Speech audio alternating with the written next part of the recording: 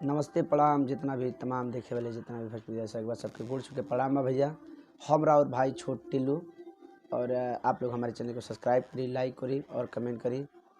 और हमें गाना गा देते हैं भैया, आप लोग अगर अच्छा लगे तो कमेंट में ज़रूर लिखल जाए। हर के करा ले ले हब सवाद भतारे है होली के बाद, के करा ले ले हब सवाद भतारे है होली के बाद।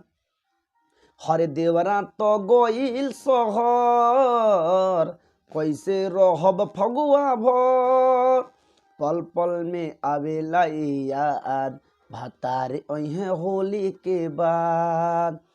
हो के कराले करब सिंगार भतारे है होली के बाद।